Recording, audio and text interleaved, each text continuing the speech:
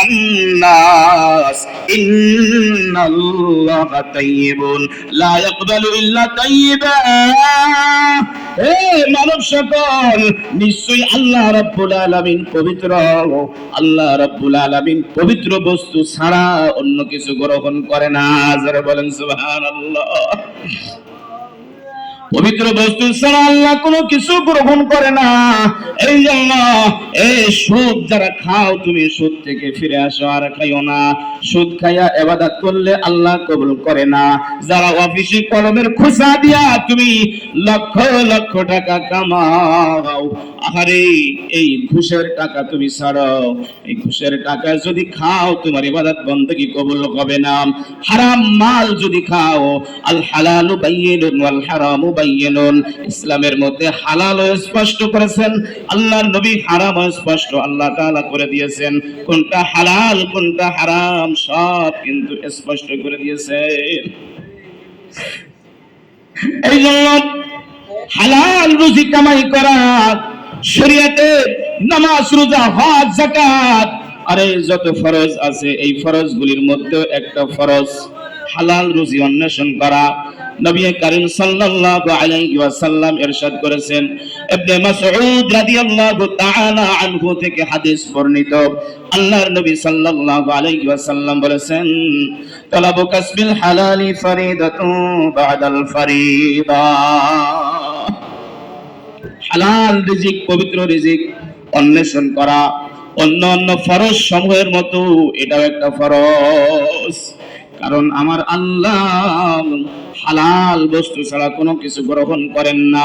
আল্লাহ তাআলা নিজেই পবিত্র, ইন্নাল্লাহা তাইয়্যিবুন লা ইয়াকবালু ইল্লা তাইয়্যিবা। আল্লাহ তাআলা নিজেই পবিত্র, আল্লাহ পবিত্র ছাড়া অন্য কোনো বস্তু গ্রহণ করেন না। ওয়াইন্নাল্লাহা আমারাল মুমিনিন বিমা আমারা বিহিল মুরসালিন। আল্লাহ রাব্বুল আলামিন নবীদেরকে যেমন হালাল খাদ্য খাওয়ার জন্য নির্দেশ করেছেন, অনুরূপভাবে আল্লাহ তাআলা ঈমানদারদেরকেও হালাল খাদ্য খাওয়ার নির্দেশ করেছে। আল্লাহ রাব্বুল আলামিন নবীদেরকে উদ্দেশ্য করে আল্লাহ রাব্বুল আলামিন পবিত্র কালামুল্লাহ শরীফের ভিতরে সূরা মুমিনুনের 51 নম্বর আয়াতের ভিতরে আমার আল্লাহ বলেন, ইয়া আইয়ুহার রাসূল কুলু মিন তাইয়্যিবাত। হে রাসূলগণ, তোমরা হালাল খাবার খাও, পবিত্র খাবার খাও। ওয়া আমালু সালিহা, নেক আমল করো। হালাল খাও, পবিত্র খাবার খাও এবং নেক আমল করো। এই আদেশ আল্লাহ রাব্বুল আলামিন ঈমানদারদেরকে বলতেছেন, ঈমানদারদেরকে করেছেন। সূরা বাকারা 181 নম্বরে আল্লাহ রাব্বুল আলামিন বলেন, 172 নম্বরে আল্লাহ রাব্বুল আলামিন বলেন, ইয়া আইয়ুহাল্লাযীনা আমানু কুলু মিন তাইয়্যিবাতি মা রাযাকনাকুম। ও আমার ঈমানদারেরা, আল্লাহ রাব্বুল আলামিন বলেন, ও আমার ঈমানদারেরা, রে আমার গোলাম, কুলু মিন তাইয়্যিবাত, তোমরা হালাল এবং পবিত্র বস্তু আহার করো। আমি আল্লাহ তাআলা তোমাদেরকে যে রিজিক দিয়েছি তার থেকে তোমরা হারাম বস্তু গ্রহণ করো, হারাম জিনিস খাও। এই আয়াতে কারিমা নবী করিম সাল্লাল্লাহু আলাইহি সাল্লাম পেশ করে এরপরে সাহাবারা বলেন, নবী করিম সাল্লাল্লাহু আলাইহি ওয়াসাল্লাম এই আয়াত শোনায়া আমাদেরকে একটা ঘটনা শোনাইলেন। ঘটনাটা হইল, আল্লাহর নবী সাল্লাল্লাহু আলাইহি ওয়াসাল্লাম এক মুসাফিরের ঘটনা আমাদেরকে শোনালেন। দীর্ঘ লম্বা সফর, চুলটা হয়ে গেছে এলোমেলো, আশআসা ওয়া আগবারা, চুলটা এলোমেলো, থুলি মসৃণ তার চেহারাটা। এবং এই ব্যক্তি দীর্ঘ লম্বা সফর করার এক পর্যায়ে আল্লাহর কাছে দোয়া করতেছে।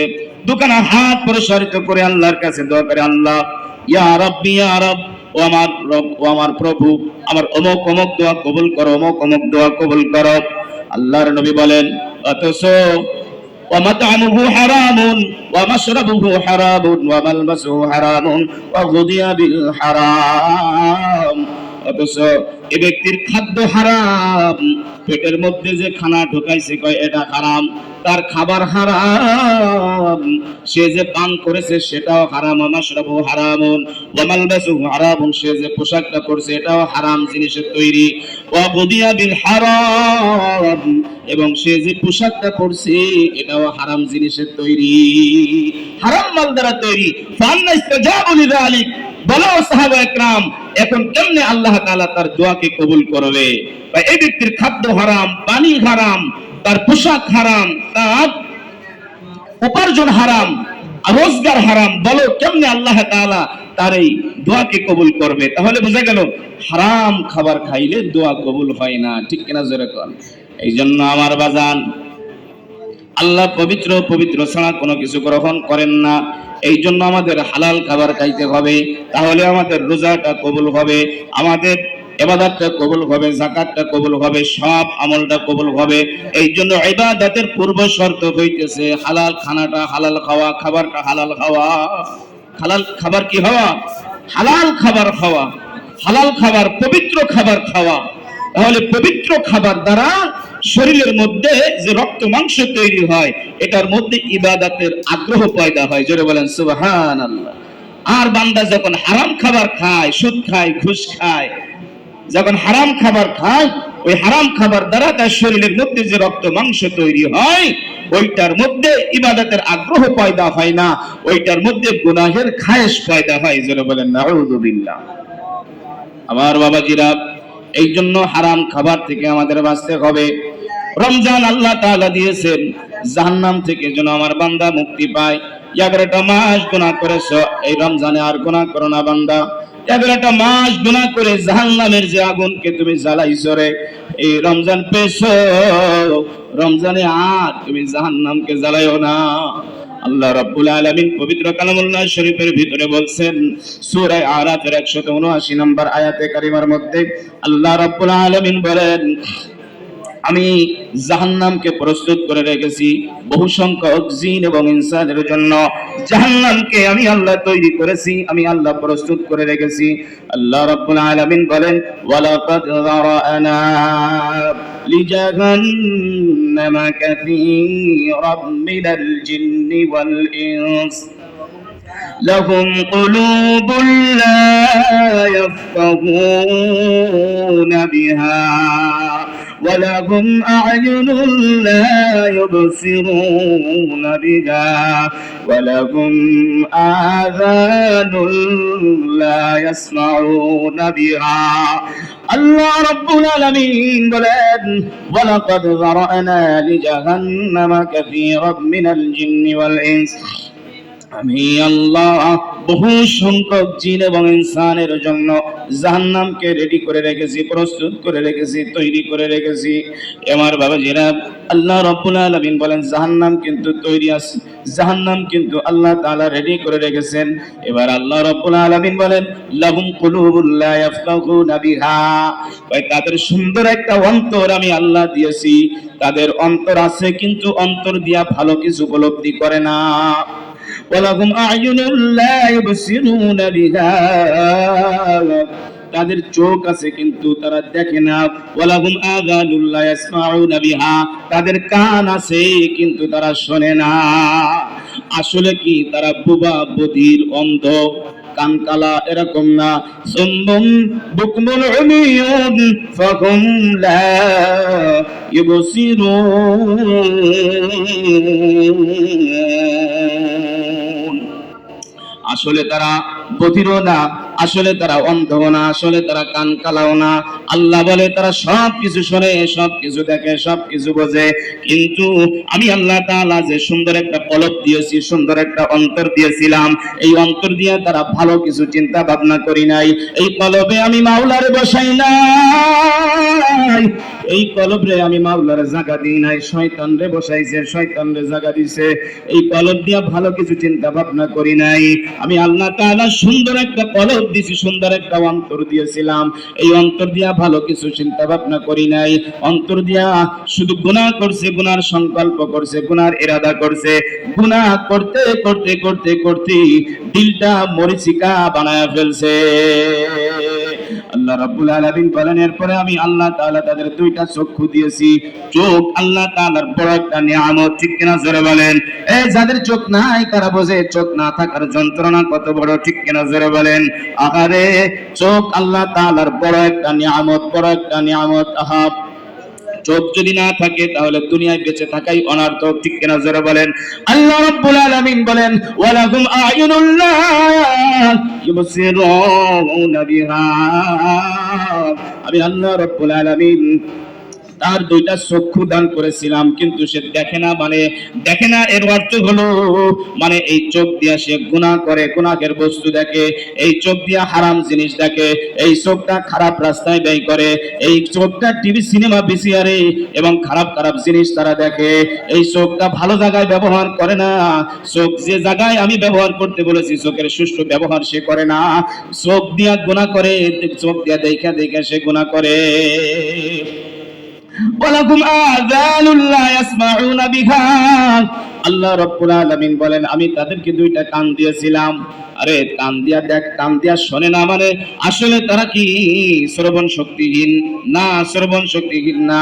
আল্লাহ রাব্বুল আলামিন তাদের দুইটা কান দিছে, দুইটা কান দিয়া তারা শোনে, সবকিছু ঠিক আছে, কিন্তু আরে ভালো জিনিস শোনে না, খারাপ জিনিস শোনে, গান বাদ্যযন্ত্র শোনে, আরে গুনাহের জিনিস শোনে, আরে হারাম জিনিস শোনে। যেগুলা শুনতে আল্লাহ রাব্বুল আলামিন নিষেধ করেছেন ওইগুলা সে শোনে। আল্লাহ রাব্বুল আলামিন বলেন আরে যাদের অন্তর থাকতেও ভালো জিনিস চিন্তা ভাবনা করে না, আরে যাদের চোখ থাকতেও ভালো জিনিস দেখে না, যাদের কান থাকতেও ভালো জিনিস শ্রবণ করে না, আল্লাহ রাব্বুল আলামিন বলে এই প্রকারের মানুষ কেমন?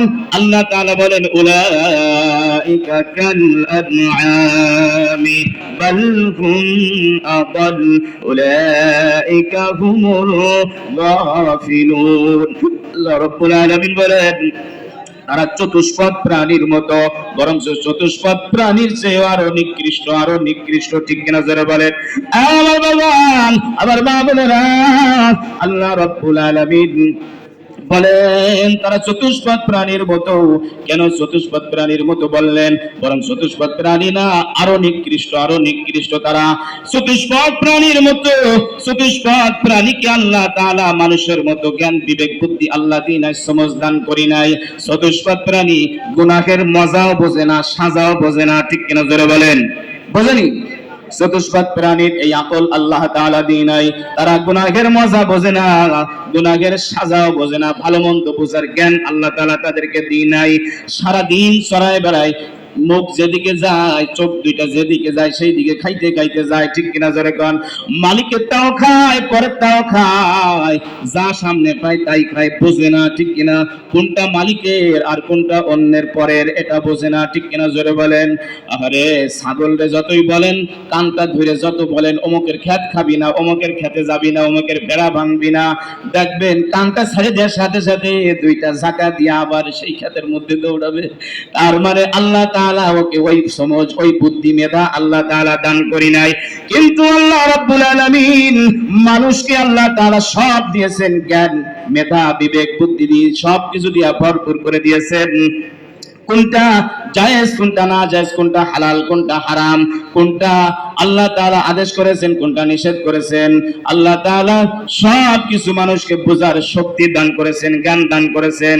গুনার মজাও মানুষ বোঝে, গুনার সাজাও মানুষ বোঝে, ঠিক কিনা জোরে বলেন।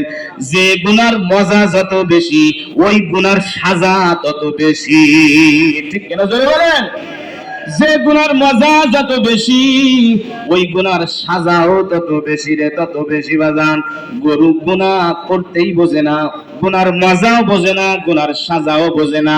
এই জন্য গরুর কোনো বিচার নাই, বিচার করবেন না আল্লাহ তাআলা কিয়ামতের ময়দানে, ঠিক কিনা জোরে বলেন। যদি কোনো গরুর একটা গুতা মারে তো কিয়ামতের ময়দানে উঠানো হবে, দুর্বলটা সবল করে দেয়া হবে, সবলটারে দুর্বল করে দিয়া আল্লাহ বলবেন দুনিয়ায় তোমার একটা গুতা মারছিল, তুমি আজকে একটা গুতা মারো, একটা গুতা দিয়া বিচার কার্য ঢিসমিস শেষ। তাদের জান্নাত নাই, জাহান্নাম নাই। আল্লাহ তাআলা আশরাফুল মাখলুকাত বানাইছেন। আরে পশু পাখির হিসাব নাই, বিচার নাই, গরু ছাগল তাদের বিচার নাই, উট দুম্বা মহিষ ভেড়া তাদের কোনো বিচার নাই, তাদের কোনো সাজা নাই, জান্নাত জাহান্নাম নাই। কিন্তু আল্লাহ রাব্বুল আলামিন আপনাকে আমাকে আশরাফুল মাখলুকাতের সেরা বানিয়েছেন। আল্লাহ তাআলা জ্ঞান বিবেক বুদ্ধি, আল্লাহ তাআলা জ্ঞান গরিমা সব দিয়া ভরপুর করে দিয়েছেন। আল্লাহ বলে, রে গোলাম, মুরগির বাচ্চার মতো আমি আল্লাহ তোমাকে বড় করি নাই। মুরগির বাচ্চা ডিম থেকে বের হইয়াই খাবার তালাশ করে, খাবার খায়, ঠিক কিনা জোরে বলেন? আরে গরুর বাচ্চা পেট থেকে বের হইয়া সেই মায়ের স্তন খোঁজে, দুধ খাবার জন্য চেষ্টা করে। কিন্তু রে গোলাম, আমি আল্লাহ তাআলা তোমাকে এরকম মুরগির বাচ্চার মতো বানাই নাই, গরুর বাচ্চার মতো বানাই নাই। আমি আল্লাহ তাআলা তোমাকে 10 মাস 10 দিন মায়ের গর্ভের থেকে নিয়া, গর্ভের দিয়া লালন পালন কইরা অবশেষে তোমাকে দুনিয়াতে আনলাম। তোমার মা বড় কষ্ট করে, কষ্টের পর কষ্ট করে সহ্য করে তোমাকে দুনিয়া আনলো। বান্দারে, মার দায়িত্ব এখানে শেষ নয়, আমি আল্লাহর দায়িত্ব এখানে শেষ নয়। তুমি দুনিয়ায় আসবা, দুনিয়ায় এসে কি খাবা আমি আল্লাহ তাও ব্যবস্থা করে দিলাম। অর্থাৎ তুমি দুনিয়ায় আসার আগে তোমার খাবার আমি আল্লাহ তোমার মায়ের স্তনে আমি আল্লাহ রেডি করে দিলাম। জোরে বলেন সুবহানাল্লাহ। গোলাম, যাতে দুনিয়ায় আসার পরে তুমি ছোট্ট মানুষ, তোমার খাবার নিয়ে পেরেশানি না করতে হয়, টেনশন না করতে হয় তোমার বাবা মার। এই জন্য তুমি কি খাইবা তাও আমি আল্লাহ আগেই, দুনিয়ায় আসার আগেই আমি আল্লাহ রেডি করে রাখলাম। তোমার মায়ের দুইটা স্তনে আমি আল্লাহ তাআলা দুধে ভরপুর করে দিলাম। আমি আল্লাহ তাআলা তোমার খাবার এমন ভাবে আমি আল্লাহ তাআলা প্রস্তুত করলাম, তোমার কোনো ভাষা ছিল না, কান্না ছাড়া বলতে পারত না ক্ষুধা লাগলে। তোমার মা তোমার ভাষাও বুঝতো না। তুমি যখন কান্না করছো ক্ষুধার যন্ত্রণায়, তোমার মা হাজার কাজ ফেলে, হাজার ব্যস্ততা ফেলে, তোমার কান্না ছাড়া কোনো ভাষা ছিল না। তোমার কান্নার আওয়াজ শুই না দৌড়ায় এসে তোমার মা তোমাকে স্তন দিয়া দুধ পান করাইছে রে।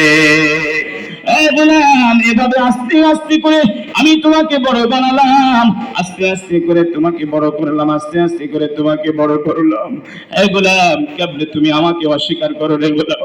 আমি আল্লাহ তাআলা তোমাকে প্রাপ্তবয়স্ক করে, প্রাপ্তবয়স্কের আগে তুমি যত গুনাহ করছো কোনো গুনাহ লেখা হয় নাই।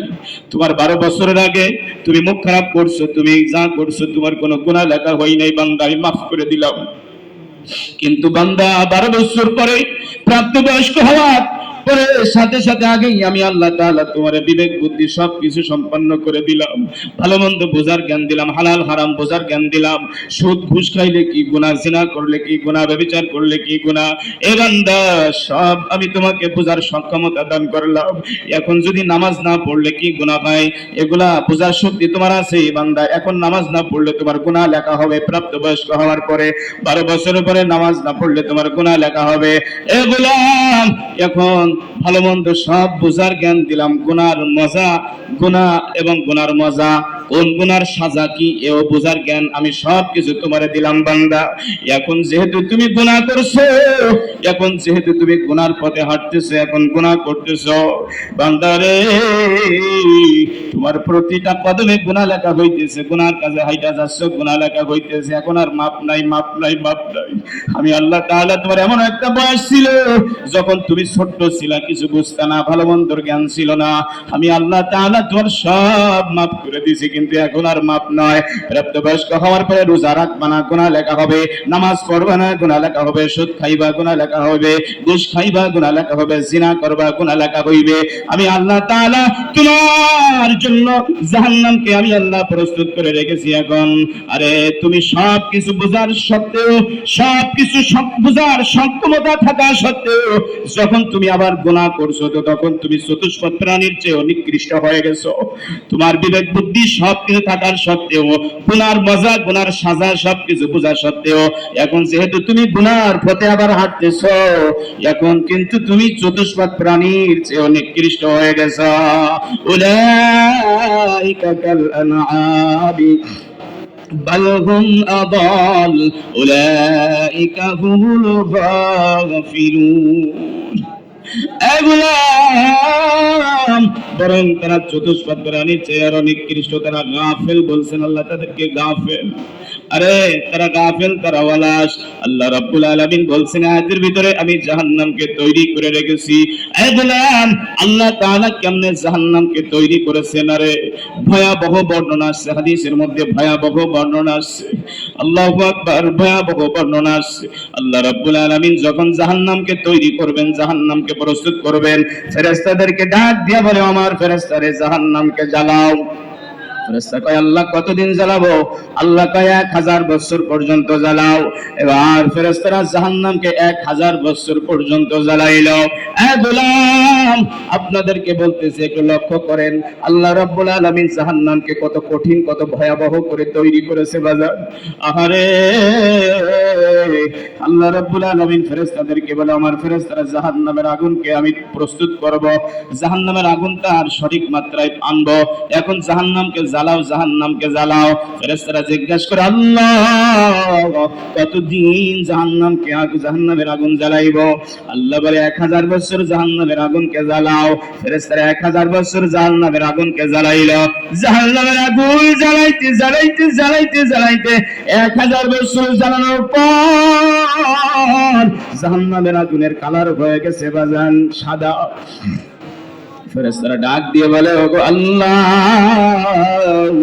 1000 বছর জাহান্নামের আগুনকে জ্বালাইলাম, জাহান্নামের আগুন জ্বালাইতে জ্বালাইতে আল্লাহ জাহান্নামের আগুন হয়ে গেছে সাদা। আল্লাহ, জাহান্নামের আগুন কি এখন তার সঠিক মাত্রায় পৌঁছাইছে নি? আল্লাহ বলেন, গোলাম, আমার ফেরেশতারা, না না, জাহান্নামের আগুন তার সঠিক মাত্রায় পৌঁছায় নাই। আল্লাহ রাব্বুল আলামিন বলে, আমার ফেরেশতারা, জাহান্নামের আগুন কি আর 1000 বছর জ্বালাও। ফেরেশতারা জাহান্নামের আগুন আর 1000 বছর জ্বালাইল। জাহান্নামের আগুন জ্বালাইতে জ্বালাইতে জ্বালাইতে জ্বালাইতে এবার জাহান্নামের আগুন আর 1000 বছর জ্বালানোর পর জাহান্নামের আগুনের কালার হয়ে গেছে বাদান লাল। এবার ফেরেশতা ডাক দিয়ে বলে, আল্লাহ, আর 1000 বছর জাহান্নামের আগুনকে জ্বালাইল। জাহান্নামের আগুন জ্বালাইতে জ্বালাইতে আল্লাহ জাহান্নামের আগুন লাল বর্ণ হয়ে গেছে, দুনিয়ার আগুনের কালার হয়ে গেছে। আল্লাহ, জাহান্নামের আগুন কি তার সঠিক মাত্রায় পৌঁছাইছে নি? আল্লাহ বলে, না না না, জাহান্নামের আগুন এখনো তার সঠিক মাত্রায় পৌঁছাই নাই। আল্লাহু আকবার। আল্লাহ বলে, ফেরেশতা রে, আর 1000 বছর জাহান্নামের আগুন জ্বালাও। এবার ফেরেশতারা আর 1000 বছর জাহান্নামের আগুন জ্বালাইল। এবার বাজান আর 1000 বছর জাহান্নামের আগুন জ্বালাইতে জ্বালাইতে জ্বালাইতে এবার জাহান্নামের আগুনের কালার হয়ে গেছে বাজান কুৎসিত কালো। দুনিয়ায় কোনো কালো আগুন নাই, দুনিয়ায় কোনো কালো আগুন নাই রে বাজান। কত বড় ভয়াবহ করে আমার আল্লাহ জাহান্নামকে প্রস্তুত করেছে। এবার দীর্ঘ 1000 বছর জ্বালানোর পর ফেরেশতারা ডাক দিয়ে বলে, আল্লাহ, আর 1000 বছর জাহান্নামের আগুন জ্বালাইলাম। জাহান্নামের আগুন জ্বালাইতে জ্বালাইতে আল্লাহ জাহান্নামের আগুনের কালার হয়ে গেছে কালো। আল্লাহ, জাহান্নামের আগুন কি তার সঠিক মাত্রায় পৌঁছাইছে নি এখন? আল্লাহ বলে, হ্যাঁ ফেরেশতারা, জাহান্নামের আগুন কার জ্বালাইও না, এখন জাহান্নামের আগুন সঠিক মাত্রায় পৌঁছাইছে, সঠিক মাত্রায় পৌঁছাইছে। এ আমার বাজার, লক্ষ্য করেন গো, লক্ষ্য করেন, প্রথমে 1000 বছর জ্বালানোর পর জাহান্নামের আগুনের কালার হয়েছিল সাদা, আর 1000 বছর জ্বালানোর পর জাহান্নামের আগুনের কালার হয়েছিল লাল, আর 1000 বছর জ্বালানোর পর জাহান্নামের আগুনের কালার হয়েছে কুৎসিত কালো। এই কালো আগুনের মধ্যে আল্লাহ তাআলা জাহান্নামীদেরকে জ্বালাইবে, পাপীদেরকে আল্লাহ তাআলা জ্বালাইবে, পাপীদেরকে আল্লাহ তাআলা জ্বালাইবে। এই আমার বাবাজিরা, কত বড় ভয়াবহ করে আমার আল্লাহ জাহান্নামকে তৈরি করেছেন, জাহান্নামকে তৈরি করেছেন। আহারে, জাহান্নামের আগুন আর দুনিয়ার আগুন কিন্তু এক না রে বাজার। এত বড় ভয়াবহ করে বানাইছে আল্লাহ জাহান্নামকে। জাহান্নামের আগুন আর দুনিয়ার আগুনের তেজ কিন্তু এক না। 70 ভাগের 1 ভাগ জাহান্নামের আগুনের, 70 ভাগের 1 ভাগ হলো দুনিয়ার আগুন। এই দুনিয়ার আগুন কোথাও কোথাও বলা হয়েছে জাহান্নামের আগুনের ধোঁয়া মাত্র।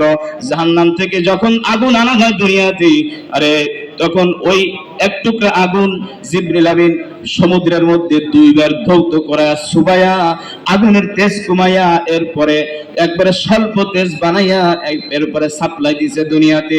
ওই আগুন যদি থাকতো তাহলে আমরা কিছুই করতে পারতাম না, লোহা পর্যন্ত গলে যাইতো বাজান, লোহা পর্যন্ত গলায় দিত, লোহা পর্যন্ত গলায় দিত। ওই আগুন এত ধারালো, এই আগুন এত ধারালো, এত তেজস্বী করে আমার আল্লাহ বানাইছেন। জাহান্নামের আগুন আর দুনিয়ার আগুন এক নয়। দুনিয়ার আগুন সামান্য তেজের আগুন, সামান্য তেজের আগুন তো 1 মিনিট হাতে ধরে রাখতে পারি না। আমার বাবাজিরা, দুনিয়ার এই সামান্য তেজের আগুন 1 মিনিট হাতে ধরে রাখতে পারি না। আরে দুনিয়ার এই সামান্য তেজের আগুন, আরে যেখানে লাগে সেখানে পুড়া ছাই করে দেয়, ঠিক কিনা যারা বলেন? কোন ঘরে লাগলে ঘরটা পুড়া ছাই করে দেয়, গ্রামটা পুড়া ছাই করে দেয়। জাহান্নামের তেজস্বী দুনিয়ার এই সামান্য তেজের আগুন, আরে মার্কেটে লাগলে মার্কেটটা পুড়া ছাই করে দেয়। গতকালকে একটা ভিডিওতে দেখতেছিলাম, আরে একটা মার্কেটে আগুন লাগছে, একটা মার্কেটে 3 তলা বিশিষ্ট মার্কেট, বিশাল গোডাউনে আগুন লাগছে। আহারে শ্রোতারা, আহারে শ্রমিকরা পাখির মতো, আরে তারা টপ টপ করে ওখান থেকে লাফ দিয়া দিয়া ঝুলা ঝুলা নিচে পোড়া মারা যাইতেছে। কি অবস্থা, দৃশ্য দেখা যায় না? আল্লাহু আকবার। দুনিয়ার সামান্য তেজের আগুন যদি এত ধারালো হয়, যদি সহ্য করার ক্ষমতা না থাকে, দুনিয়ার ওই আগুন বাজান কেমনে সহ্য করবে? আহারে দুনিয়ার আগুন তো যেখানে লাগে, যদি শরীরে লাগে তো উপর দিয়া পোড়ায়, এই জন্য মানুষটা মারা যায়। কিন্তু জাহান্নামের আগুন, আল্লাহ পাকের হাবিব সাল্লাল্লাহু আলাইহি ওয়াসাল্লাম বলেছেন, আল্লাহ তাআলা কুরআনুল কারীমের মধ্যেও বলেছেন, ইরশাদ করেছেন, আরে জাহান্নামের আগুন যখন দগ্ধ করা হবে, জাহান্নামীকে যখন তাকে আগুনে দগ্ধ করা হবে, তো জাহান্নামের ওই আগুনটা আর কলিজা পর্যন্ত ভেদ করবে। জোরে বলে আল্লাহু আকবার। দুনিয়ার আগুন কিন্তু কলিজা পর্যন্ত ভেদ করে না। আরে জাহান্নামের আগুন কিন্তু এমন কোন জায়গা নাই শরীরের মধ্যে পৌঁছাইতে বাকি থাকবে, সব জায়গায় জাহান্নামের আগুন পৌঁছায় যাবে, কলিজা পর্যন্ত আমার আল্লাহ বলছে পৌঁছায় যাবে। লা ইয়ামুতু ওয়া লা ইয়াহইয়া। জাহান্নামের মধ্যে তারা মৃত্যু কামনা করবে কিন্তু মরবে না, ওখানে মরণও নাই, ওখানে মরণ নাই, ওখানে মরবে না, মরবে না, মরবে না। আরে কত বড় কঠিন করে আমার আল্লাহ জাহান্নামকে প্রস্তুত করেছেন, জাহান্নামকে প্রস্তুত করেছেন বাজার। হযরত জিবরিল আলাইহিস সালাতু ওয়াস সালামকে একবার আল্লাহ তাআলা ডাক দিয়ে বলেন, ও জিবরাইল, আমি আল্লাহ জান্নাত জাহান্নামকে তৈরি করেছি, প্রস্তুত করেছি, একটু ঘুরে আসো জান্নাতে, একটু ঘুরে আসো জান্নাতে, একটু দেখে আসো। হযরত জিবরিল আলাইহিস সালাতু ওয়াস সালাম আল্লাহর অর্ডার পাইয়া জান্নাত ঘুরে ঘুরে দেখলেন। জান্নাতের মধ্যে আল্লাহ তাআলা যে নাজ নিয়ামত গুলো রেখেছেন সব ঘুরে ঘুরে দেখলেন, সব ঘুরে ঘুরে দেখলেন। ঘুরে ঘুরে দেখার পর জিবরিল আমিন আল্লাহকে যায় বলে, আল্লাহ জান্নাতের মধ্যে আপনি যে নাজ নিয়ামত রাখছেন, আল্লাহ যে নিয়ামত রাজি জান্নাতের মধ্যে আপনি তৈরি করে রেখেছেন জান্নাতীদের জন্য, আল্লাহ এই জান্নাত যে দেখবে সে জান্নাতের মধ্যে ঢোকার জন্য অস্থির হয়ে যাবে। জোরে বলেন সুবহানাল্লাহ। জান্নাতের মধ্যে ঢোকার জন্য অস্থির হয়ে যাবে। এবার আল্লাহ রাব্বুল আলামিন জান্নাতের উপরে আল্লাহ তাআলা কষ্ট ক্লেশ দিয়া আল্লাহ তাআলা জান্নাতকে মোড়ায়া দিলেন, কষ্ট ক্লেশের চাদর দিয়ে আল্লাহ তাআলা জান্নাতকে মোড়ায়া দিলেন। এবার আল্লাহ তাআলা বলে, জিবরাইল যাও যাও জান্নাতটা একটু দেখে আসো। এবার জিবরাইল আমিন আবার জান্নাত দেখতে গেলেন, দেখে যায় কষ্ট ক্লেশ পরিশ্রম দিয়া জান্নাতটা আল্লাহ তাআলা মোড়ায়া রাখছে। এবার আল্লাহর কাছে আয়েশা জিবরাইল আমিন কয়, আল্লাহ কয়, জিবরাইল কেমন দেখলা? জিবরাইল আমিন বলে, ইয়া আল্লাহ, আল্লাহ জান্নাতকে আপনি এমন ভাবে কষ্ট ক্লেশ দিয়ে ঢাইকা রাখছেন, আল্লাহ আমার মনে হয় কেউ এই জান্নাতে যাইতে পারবে না। এত কষ্ট ক্লেশ করে জান্নাতে কেউ আমার মনে হয় যাইতে পারবে না, এত কষ্ট ক্লেশের রাস্তা অতিক্রম করে কেউ জান্নাতে যাইতে পারবে না। এই আমার বাবাজিরা, বলার উদ্দেশ্য হলো জান্নাত কিন্তু আল্লাহ তাআলা পরিশ্রম কষ্ট ক্লেশ দিয়ে ঢাইকা রাখছে। এই দুনিয়ায় আল্লাহ তাআলা আমাদেরকে পাঠাইছে কষ্ট ক্লেশ করে, ভাড় ভাঙ্গা পরিশ্রম করা, জান্নাতকে দুনিয়ার থেকে করাই করে এরপরে আমাদেরকে বিদায় নিতে হবে, ঠিক কিনা জোরে বলেন। এবার আল্লাহ রাব্বুল আলামিন জিবরিল আমিনকে ডাক দিয়া বলে, ও জিবরাইল রে যাও যাও এবার জাহান্নামটা একটু দেখে আসো। এবার জিবরিল আমিন জান্নাত জাহান্নামটা দেখতে গেলেন। জাহান্নাম দেখতে যাইয়া জিবরিল আমিন দেখে জাহান্নামের মধ্যে নানান ধরনের আযাব, কঠিন কঠিন আযাব, কঠিন কঠিন শাস্তি, জাহান্নামের আগুন কত ধারালো। আরে জাহান্নামের এই ভয়াবহ আযাব দেখে, আগুন দেখা, বিভিন্ন শাস্তি দেখা জিবরিল আমিনের চেহারাটা মলিন হয়ে গেছে, মসৃণ হয়ে গেছে। আল্লাহর কাছে ফিরে গেছে। আল্লাহ আল্লাহ ডাক দিয়ে বলে, জিব্রাইল জাহান্নাম কেমন দেখলা? জিবরিল আমিন বলে, আল্লাহ জাহান্নামকে আপনি বড় ভয়াবহ করে বানাইছেন, বড় কঠিন করে বানাইছেন। জাহান্নাম আপনার বান্দারা কেমনে এই জাহান্নামের মধ্যে জ্বলবে? আল্লাহ আল্লাহ আপনার বান্দারা তো জাহান্নামের মধ্যে যাবে, সব আপনার বান্দারা জাহান্নামে যাবে। আল্লাহ রাব্বুল আলামিন জাহান্নামকেও আল্লাহ তাআলা প্রবৃত্তি, কাম বাসনা, কামনা বাসনা দিয়ে আল্লাহ তাআলা জাহান্নামকে মোড়ায় দিলেন। এবার হযরতে জিবরাইল আলাইহিস সালাতু ওয়াস সালামকে বলে, যাও আর একবার জাহান্নামকে দেখে আসো। আহারে জিবরিল আমিন জাহান্নামকে দেখলেন। আহারে খায়সাতে নাফসানিয়াত, প্রবৃত্তি এবং কামনা বাসনা দিয়ে আল্লাহ তাআলা জাহান্নামকে আল্লাহ তাআলা ডাইকা রাখছে। জিবরিল আমিন আল্লাহকে যা বলে, আল্লাহ আপনার বান্দারা তো সব জাহান্নামে যাবে, সব জাহান্নামে যাবে। আমার বাজান, আমরা যত গুনাহ করি, কামনা বাসনা, ঠিক কিনা জোরে বলেন, নিজের খায়সাতে নাফসানিয়াতে, প্রবৃত্তি তাড়নায়, আহারে নিজের কামনা বাসনা পুরা করার জন্য কত গুনাহ করি, কত গুনাহ করি। হযরত জিবরিল আলাইহিস সালাতু ওয়াস সালাম জান্নাত দেখা, জাহান্নাম দেখা, আহারে জাহান্নাম দেখা ভীত সন্ত্রস্ত হয়ে গেছে, চেহারাটা মসৃণ হয়ে গেছে, মলিন হয়ে গেছে। এবার আল্লাহ বলে, জিবরাইল এই জাহান্নামের খবরটা আমার নবীর কাছে দিয়ে আসো, যাও। হযরত জিবরিল আলাইহিস সালাতু ওয়াস সালাম নবীর কাছে আসছে। এমন টাইমে আসছে নবীর কাছে, এই টাইমে কোনোদিন আসেন না জিবরাইল আমিন, এই টাইমে কোনোদিন নবীর কাছে আসে না। কোন টাইমে আসছে? নবীর কাছে আয়েশা সালাম করছে, আসসালামু আলাইকা ইয়া রাসূলুল্লাহ। আল্লাহর নবী সালামের উত্তর দিয়া বলে, ও জিবরাইল ভাই, কি ব্যাপার? এমন সময়, এমন অন টাইমে তো আপনি আসেন না কেন? আপনি এই সময় কি পয়গাম নিয়ে আসলেন? আপনার চেহারাটা কেন এমন মসৃণ দেখাইতেছে, মলিন দেখাইতেছে কেন? কি এমন আপনার পেরেশানি হলো?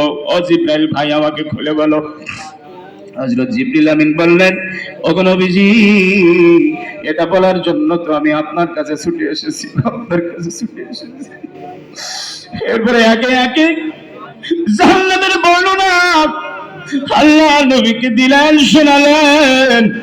আরে দিনের নবীর চোখের পানি টপ টপ করে পড়তেছে জাহান্নামের বর্ণনা শুনে। আরে ঝরঝর করে চোখের পানি ছেড়ে কাঁদে। জিবরিল আমিনও কাঁদে, নবীজিও কাঁদে, জিবরিল আমিনও কাঁদে, নবীজিও কাঁদে জাহান্নামের ভয়। আরে নবী বলে, আমার উম্মত কেমনে জাহান্নাম থেকে বাঁচবে, কেমনে জাহান্নাম থেকে বাঁচবে? আল্লাহ এত বড় ভয়াবহ করে তুমি জাহান্নামের আগুনকে প্রস্তুত করেছো। আমার আল্লাহ বলে, তাকুন্নার ওয়াকুদুহান নাস ওয়াল হিজারা, ইত্তাকুন্নার, ইত্তাকুন্নার। এ আমার গোলাম, জাহান্নামের আগুন থেকে বাঁচো, জাহান্নামের আগুন থেকে বাঁচো। ইত্তাকুন্নার, ইত্তাকুন্নার, জাহান্নামের আগুন থেকে বাঁচো। আমার নবীজি জাহান্নামের ভয়ে এখন কাঁদে, হাউমাউ করে কাঁদে, জিবরিল আমিনও কাঁদে। নবীজি ডাক দিয়া বলে, জিবরাইল ভাই, আরে আল্লাহ তাআলা তো তোমার জন্য জাহান্নাম বানাই নাই, তুমি কেন জাহান্নামের ভয়ে কাঁদো? জাহান্নাম তো আল্লাহ তাআলা আমাদের জন্য বানাইছে, তুমি কেন জাহান্নামের ভয়ে কাঁদো রে? জিবরিল আমিন বলে, ইয়া রাসূলুল্লাহ, আমি জাহান্নাম দেখে আমার মধ্যে ভয় ঢুকে গেছে। আল্লাহ তাআলা এত বড় ভয়াবহ আযাব জাহান্নামের মধ্যে আল্লাহ তাআলা তৈরি করে রেখেছে। আরে না জানি আমার বারবার মনে হইতেছে মিস্টার ইবলিস, আরে সেও তো নিষ্পাপ ছিল, জান্নাতি ছিল, কিন্তু আল্লাহর একটা হুকুম অমান্য করার কারণে মিস্টার ইবলিস, মারদুদ শয়তান, সে জাহান্নামী হয়ে গেছে, চিরতরে জাহান্নামী হয়ে গেছে। ইয়া রাসূলুল্লাহ, আমার ভয় হয়, না জানি আমি আল্লাহর কোন হুকুম আমার দ্বারা অমান্য হয়ে যায় আর আমি জাহান্নামের অন্তর্ভুক্ত হয়ে যাই। আমি জাহান্নামের এই ভয়াবহ আগুনের মধ্যে আমি জ্বলতে পারবো না। দিনের নবী মুহাম্মদ রাসূলুল্লাহ সাল্লাল্লাহু আলাইহি ওয়াসাল্লাম কাঁদে, জিবরিল আমিন কাঁদে। আরে নবী জিবরিল আমিন চলে গেলেন, নবীজি সাল্লাল্লাহু আলাইহি ওয়াসাল্লাম আর ঘরের মধ্যে বসে থাকতে পারলেন না। নবীজি সাল্লাল্লাহু আলাইহি ওয়াসাল্লাম দ্রুত ঘর থেকে বাহির হয়ে গেছে। এখন মদিনার অলিতে গলিতে ঘোরে, মদিনার অলিতে গলিতে ঘোরে। কি এত পিছিয়ে দিয়েছেন কেডা? বুঝলাম না তো, আমার টানে। আচ্ছা ঠিক আছে। আল্লাহু আকবার। আল্লাহর নবী সাল্লাল্লাহু আলাইহি ওয়াসাল্লাম বাহিরে বের হয়ে গেলেন উম্মতদেরকে জাহান্নাম থেকে সতর্ক করার জন্য। আল্লাহর নবী কাঁধে আর অলিতে গলিতে ঘোরে, মদিনার অলিতে গলিতে ঘোরে। দেখে এক জায়গায় কিছু সংখ্যক যুবকরা গোল হয়ে বসে আছে। আরে ওই যুবকরা অট্ট হাসতেছে, হাসি ঠাট্টা করতেছিল।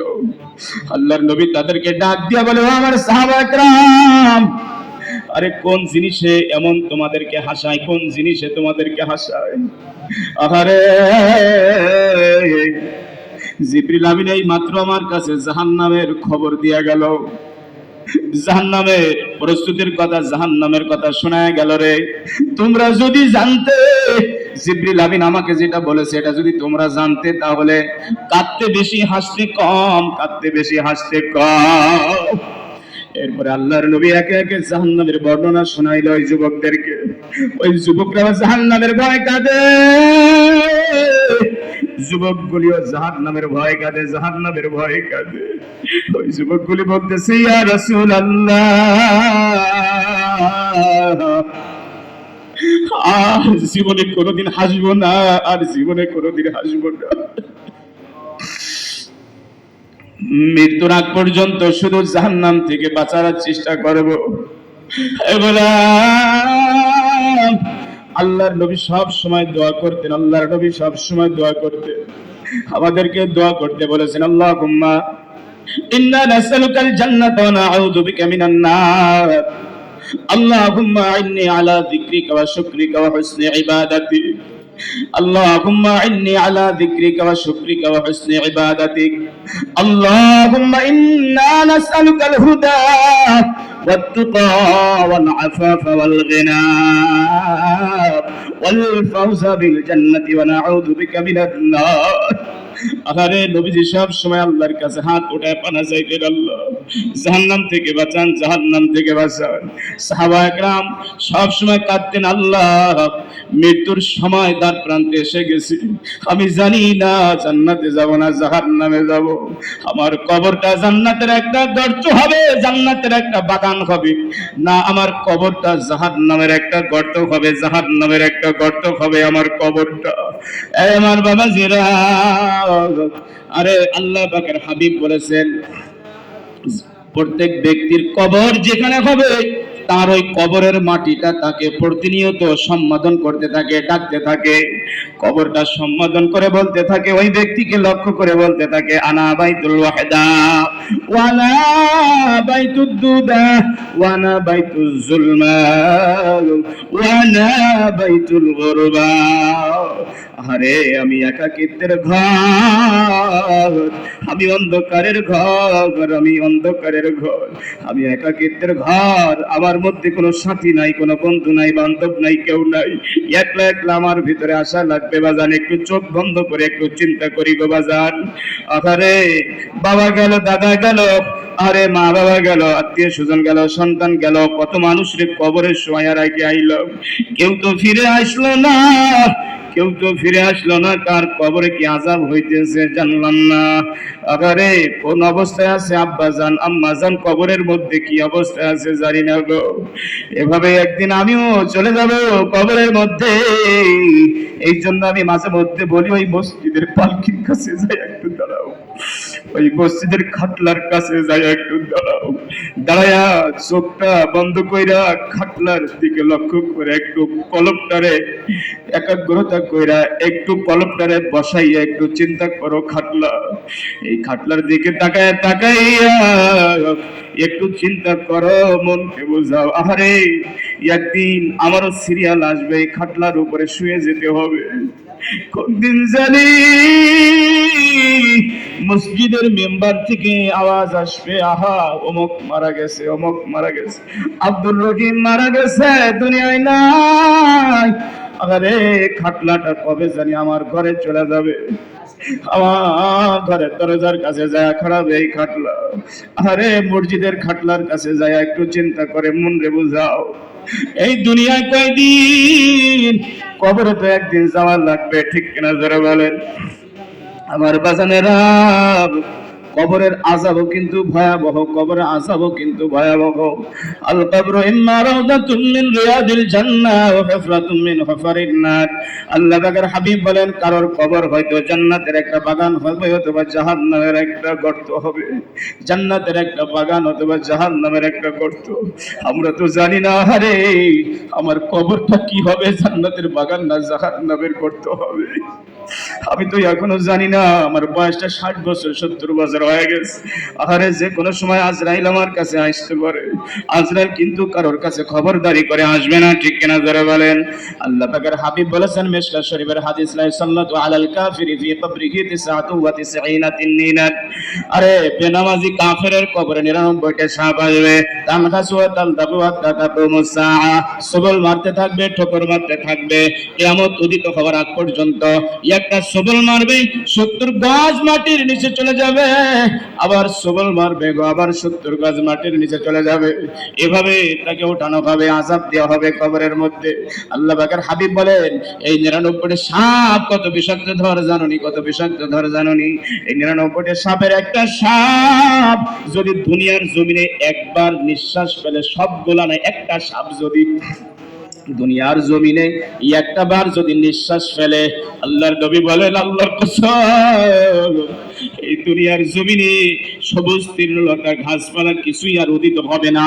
সারা পৃথিবী, সারা দুনিয়া মরুভূমি আর মরুভূমি হয়ে যাবে, মরুভূমি আর মরুভূমি হয়ে যাবে।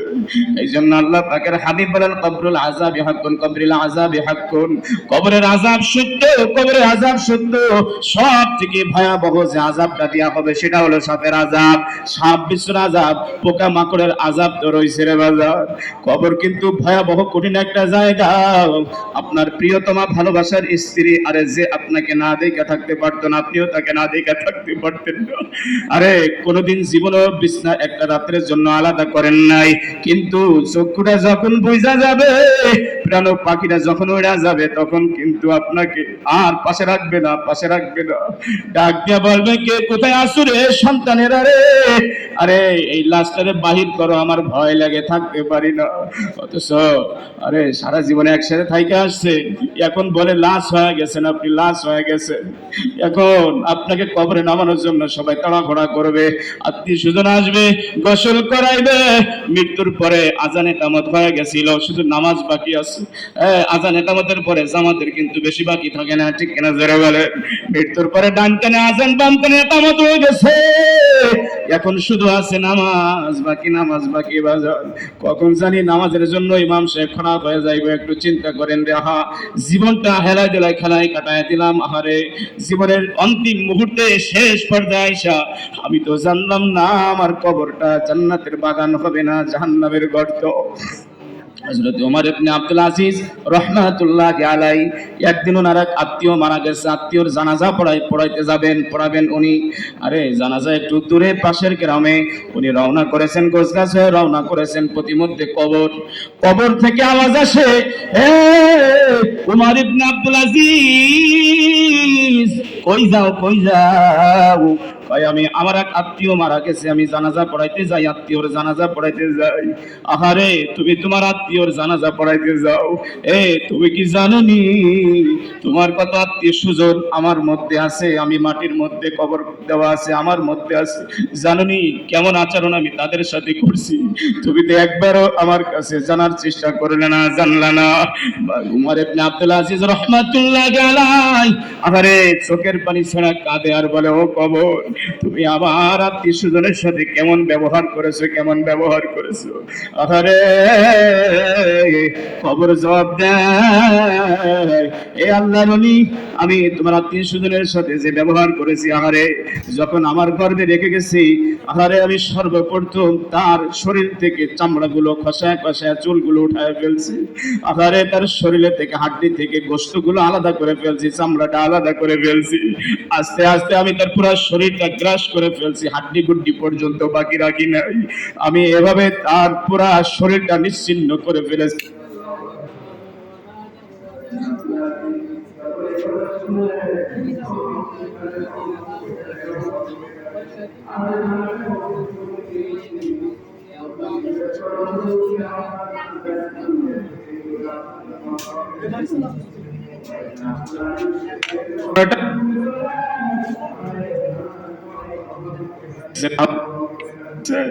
আগারে সব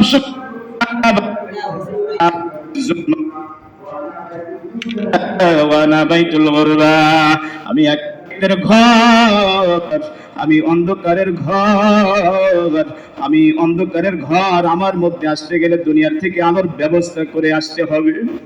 আমি পোকামাকড়ের ঘর, আমি সাপ বিচ্ছুর ঘর, আমি একাকিত্বের ঘর। এ বাজান একটু চোখটা বন্ধ করে চিন্তা করি, ওই ঘরের মধ্যে যখন রাইকে আসবে কবরের মধ্যে 3.5 হাত মাটির নিচে, আহারে কেমনে থাকবো, কেমনে থাকবো রে বাজার, কেমনে থাকবো এই কবরের মধ্যে? একটু চিন্তা করি রে বাজার, যে ঘরের দরজা নাই, জানালা নাই, আহারে বের হইতে চাইলেও বাইর হওয়া যাবে না। অনুরূপ ভাবে জাহান্নামীরা বের হইতে চাবে কিন্তু বের হইতে পারবে না। আহারে কবরে আযাব তো আছেই, আবার জাহান্নামের আযাব তো আমার আল্লাহ প্রস্তুত করে রেখেছেন। কিয়ামতের ময়দানে আল্লাহ রাব্বুল আলামিন জাহান্নামীদেরকে যখন ফয়সালা করবেন, আরে কাফেরদেরকে ফয়সালা করবেন, যাও যাও বিনা হিসাবে তোমরা জাহান্নামী। ফেরেশতারা ওয়াসিকাল লাযিনা কাফারু ইলা জাহান্নামা যুমারা, সূরা জুমারের মধ্যে আল্লাহ তাআলা বলেছেন, আহারে যখন জাহান্নামের দিকে জাহান্নামীদেরকে ধাক্কায়া ধাক্কায়া, ছাগলের পাল যেরকম দেখেন না, আরে ছাগলের পাল যেরকম ধাক্কায় ধাক্কায় হাঁকাইতে হাঁকাইতে নিয়ে যাওয়া হয়, কিয়ামতের ময়দানে জাহান্নামীদেরকে, কাফেরদেরকে ওরকম জাহান্নামের দিকে ধাক্কাইতে ধাক্কাইতে নিয়ে যাওয়া হবে। আরে জাহান্নামের কিনারায় যায়া শক্ত হয়ে দাঁড়ায় যাবে, জাহান্নামে পড়তে চাইবে না। কারণ চোখে যখন দেখবে জাহান্নামের এই ভয়াবহ আগুন, জাহান্নামের এই ভয়াবহ তীব্র দাহ, আহারে এখানে পড়তে চাইবে না, এখানে পড়তে চাইবে না। তারা থমকে যাবে, দাঁড়ায় যাবে। জাহান্নামের কি প্রধান ফেরেশতা মালিক, এই দারোগা মালিক বলবে, কি ব্যাপার তোমরা জাহান্নামে পড়তে চাও না? আরে দুনিয়ায় কি কোন নবী রাসূল তোমাদের কাছে যাই নাই? যায়া কি তারা আজকের এই দিন সম্পর্কে তোমাদেরকে কি সতর্ক করি নাই? আজকের এই দিন সম্পর্কে তোমাদেরকে কি হুঁশিয়ার করি নাই? এই কিয়ামত দিবস ব্যাপারে, কিয়ামত দিবসের ব্যাপারে তোমাদেরকে কি সতর্ক করি নাই? কোন নবী রাসূল কি যাই নাই, কোরআন তেলাওয়াত করি নাই? তোমাদেরকে কি আজকে এই ভয়াবহ এই জাহান্নামের কথা কি বর্ণনা দিই নাই? আজকের এই ভয়াবহ পরিস্থিতির কথা তোমাদেরকে কি স্মরণ করি নাই, স্মরণ করিয়ে দেই নাই? আহারে তারা বলবে, হ্যাঁ আমাদের কাছে সতর্কবাণী গিয়েছিল, সতর্ককারী গিয়েছিল, নবী রাসূল গিয়েছিল, আলেম উলামারা বয়ান করে করে বিভিন্ন মাহফিলে, ওয়াজ মাহফিলে আমাদেরকে শোনাইছিল। আহারে শোনা হাজরা তাফসীর মাহফিলে বয়ান করে করে আমাদেরকে শোনাইছিল, কিন্তু আমরা তাদের কথা মিথ্যা প্রতিপন্ন করেছিলাম। আহারে আমরা তাদের কথা মানি নাই, তাদের কথা মানি নাই। তাদের কথা যদি আজকে আমরা মানতাম, যদি সৎ পথে চলতাম, নবী রাসূল আলেম ওলামাদের বাতলানো রাস্তায় যদি চলতাম, আজকে আমাদের জাহান্নামীদের অন্তর্ভুক্ত হইতে হইতো না। এবার বাজান অবশেষে তাদেরকে ধাক্কা মেরে জাহান্নামের মধ্যে নিক্ষেপ করা হবে, জাহান্নামের মধ্যে নিক্ষেপ করা হবে। আহারে জাহান্নামের আগুন জ্বলতে থাকবে, জ্বলতে থাকবে, জ্বলতে থাকবে। তারা বলবে, রব্বানা আখরিজনা মিনহা ফাইন উদনা